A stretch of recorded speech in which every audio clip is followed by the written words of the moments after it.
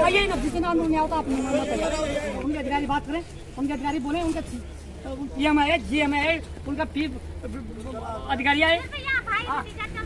आप उठा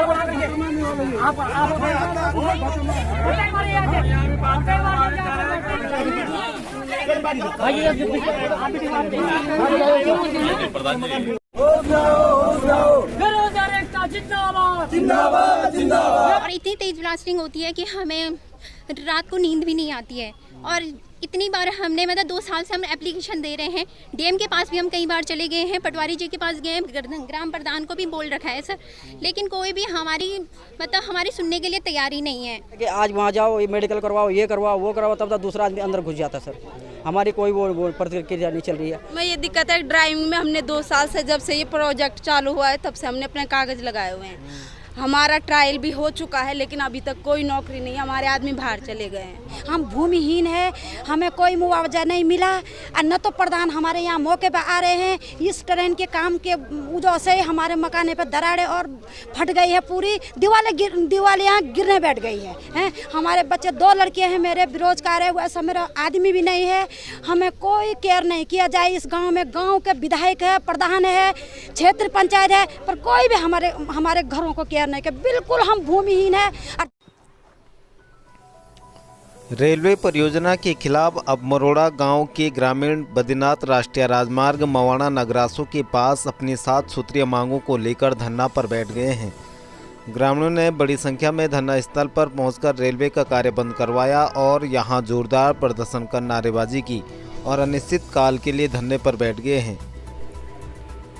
दरअसल ऋषिकेश खंडप्यार रेलवे परियोजना निर्माण में हो रही भारी विस्फोटकों से मरोड़ा, घोलतीर, मवाना और नगरासू सौड़ गांवों की आवासीय भवनों में भारी दरारें पड़ रही हैं। मरोड़ा गांव में 70% मकानें रहने योग्य नहीं हैं, जबकि जो घर खड़े भी हैं वह कब जमींदोज हो जाए कुछ पता नहीं है।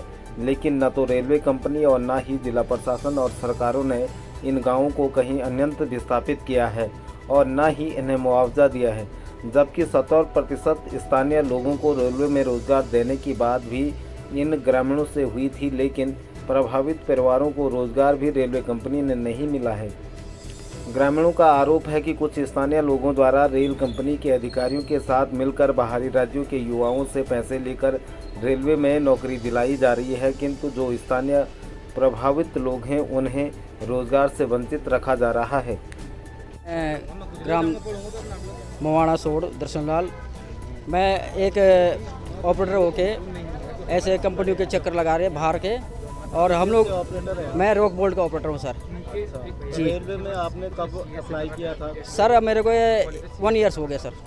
1 साल से मैं चक्कर लगा रहा हूँ, कभी कह रहे कि गोचर जाओ, कभी कह रहे सुमेरपुर जाओ, कभी कह रहे घोलतीर जाओ, मगर हमारी कोई सुनवाई नहीं सर इसमें। और हम लोग बाहर कंपनी में काम करें सर। जब सरकार ने हमें रोज़गार यहाँ पर दे रखा तो हम बाहर क्यों जाएंगे सर? हमें भी तो रोज़गार मिलना चाहिए। माने करीबन गांव वालों को सभी को रोज़गार मिलना चाहिए। बाहर के आदमी यहाँ पे रोज़गार मिल रहा है, मगर हम लोगों को कोई सुनवाई नहीं है यहाँ पे। कि आज वहाँ जाओ, ये मेडिकल करवाओ, ये करवाओ, वो करवाओ, तब तक दूसरा आदमी अंदर घुस जाता है सर। हमारी कोई वो प्रतिक्रिया नहीं चल रही है, ना गाँव की कोई प्रतिक्रिया चल रही है। दूसरे लोग लगते हैं, क्या लगता है कैसे लग जाते हैं? वो कैसे लग जाते हैं मालूम नहीं सर। अब ये लोग बाहर के आदमी को लगा रहे हैं, किस हिसाब से लगा रहे हैं उसको हमें पता नहीं है, बट ये हमको मना कर रहे हैं सर। बोला कि गोचर जाओ, सुमेरपुर जाओ, हमारा यहाँ कोई अभी वो नहीं है, हमारे साहब को ऑर्डर नहीं है, ऊपर से ऑर्डर नहीं, मगर उन लोगों को कैसे ऑर्डर आ रहा है? हमारे के लिए ऑर्डर नहीं है, किस तरह ऑर्डर नहीं है हमारे लिए? हमारी ज़मीनें जा रखी है, हमारे मकाने दरारें पड़ रखी है। हमें सर पैसा नहीं चाहिए, हमें जॉब चाहिए बस, ओनली केवल जॉब रहेगी तो सब कुछ होगा, बाकी अन्यथा कुछ नहीं होगा। मेरा नाम प्रियंका है और मैं सौड़ नगरासू से हूँ। सर 2 साल से हमारे यहाँ पे ब्लास्टिंग का काम हो रहा है। यहाँ पे हमें बहुत परेशानी हो रही है। रात को जब ब्लास्टिंग करते हैं तो हम अपने घर से बाहर निकल जाते हैं डर के मारे, और इतनी तेज़ ब्लास्टिंग होती है कि हमें रात को नींद भी नहीं आती है। और इतनी बार हमने 2 साल से हम एप्लीकेशन दे रहे हैं। डीएम के पास भी हम कई बार चले गए हैं, पटवारी जी के पास गए हैं, ग्राम प्रधान को भी बोल रखा है सर, लेकिन कोई भी हमारी सुनने के लिए तैयार ही नहीं है। तो मैं सर डीएम से ये कहना चाहती हूँ, अपने जिलाधिकारी से बस इतना निवेदन चाहती हूँ कि सर आप हमारे सारे मतलब गांव में हमारी मकानों का सर्वे करने आएँ और यहाँ पे हमारे मकानों का जो नुकसान हुआ है, तो हमारे मकानों पे काफ़ी सारी दरारें पड़ी हुई हैं, उनको देखें और हमारे मकानों पे जो दरारें हैं उसकी वजह से जो हमारा नुकसान हुआ है उन्हें हमारी नुकसानों की भरपाई करें। बस मैं इतना ही कहना चाहती हूँ। और जो रोज़गार के लिए यहाँ पे आए हैं उनको रोज़गार दिया जाए बस। Thank you. हमारी पुष्पा शाह, हमारी मकानों पे बहुत ज़्यादा दरारें आ रखी है। ना तो हमारे बच्चों को यहाँ पर रोज़गार दिया जाता है, ना तो हमारी मकानें टूट जाएंगी। कल के दिन में रेलवे का काम ख़त्म होगा, सभी लोग चले जाएंगे यहाँ से, कोई पूछने वाला भी नहीं होगा। बच्चे डर रहे हैं, बच्चे रात को सो नहीं रहे, डर रहे हैं। हम बोलते हैं कि यहाँ 10 बजे के बाद ब्लास्टिंग नहीं होगी। दिक्कत ये ऐसी हो रही है कि ये लॉज के पीछे हम 4 परिवार है वहाँ पे, और मई 6 जुलाई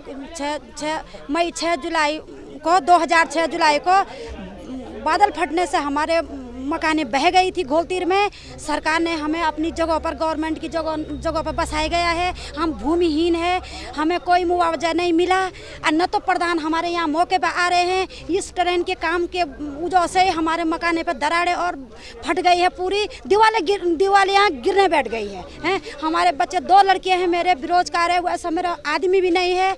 हमें कोई केयर नहीं किया जाए इस गाँव में। गाँव के विधायक है, प्रधान है, क्षेत्र पंचायत है, पर कोई भी हमारे घरों को केयर नहीं किया। बिल्कुल हम भूमिहीन है और जैसे झोपड़ी पट्टे वाले हैं।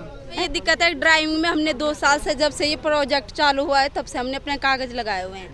हमारा ट्रायल भी हो चुका है, लेकिन अभी तक कोई नौकरी नहीं है। हमारे आदमी बाहर चले गए हैं काम करने के लिए। ये हम प्रवासी होके भी बाहर धक्के खा रहे हैं। बच्चे हमारे अकेले हैं, अकेली मकान है, मकान भी पूरी टूट के बिखर चुकी है। पूरे पुस्ते गिर रहे हैं मकान के आगे से। बारिश हो रही है, ब्लास्टिंग से हमारे पूरे पुस्ते गिर रखे हैं। मकान का भी डर है कि कभी भी वो गिर सकती है। आदमी भी घर में नहीं है, जॉब भी नहीं है। सिर्फ आए थे, सर्वे पे आए थे, उसकी कोई कार्रवाई नहीं हुई है। अभी तक हमें कोई मुआवजा नहीं मिला हुआ है, कोई हमें कुछ भी, अभी कोई भी रेलवे उससे हमें कोई अभी सुरक्षा नहीं मिली गई है।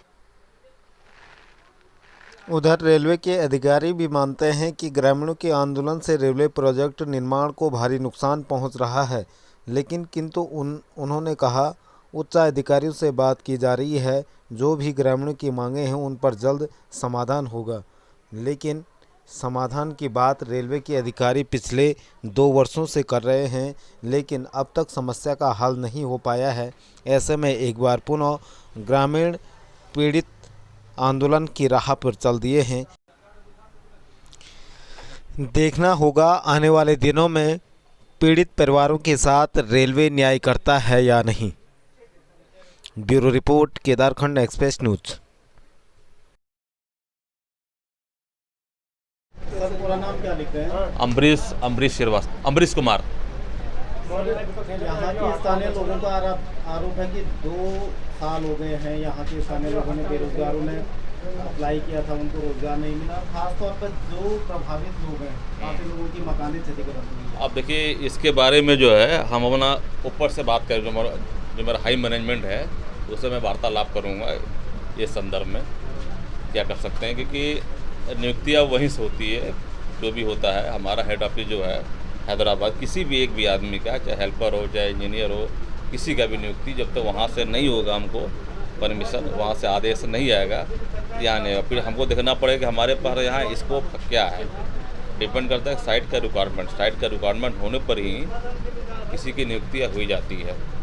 ट्रेन निर्माण से लोगों की मकानें क्षतिग्रस्त हुई, कई मकानें जमी दो थी। अब देखिए ये मुद्दा जो है RML नहीं दिखेगा, ये हमारा पास नहीं है। ये जो है, अगर किसी का मकान अगर टूट जा रहा है, नुकसान हो जा रहा है, ये मुद्दा जो है RML जो हमारे प्रिंसिपल एम्प्लॉयर है उनके पास है। अभी आज लोग प्रोटेस्ट यहाँ पे कर रहे हैं, कितना नुकसान होगा अगर लोग यहाँ पे धरना प्रदर्शन करते हैं? इससे तो बहुत नुकसान होगा कंपनी का नुकसान बहुत ज़्यादा ही होगा ही। कंपनी का तो अब मान लीजिए काम दाम 1-1 घंटे पर जितने हमारे करोड़ों का नुकसान हमारा हो जाएगा, जितने हमारे काम दाम बंद होंगे ही। आप मौके पे पहुँचे हैं, किस तरह से वार्तालाप कर रहे हैं? प्रयास कर रहे हैं कि किसी तरह हमारा काम चालू हो जाए, किसी तरह हमारा जो काम बंद है, लोगों को समझाना बुझाना, ठीक है हम बात करेंगे ऊपर के मैनेजमेंट से, नौकरी का जो मेन मामला है, कोशिश हमारा प्रयास निरंतर रहेगा कि काम जो है काम मेरा स्टार्ट हो जाए।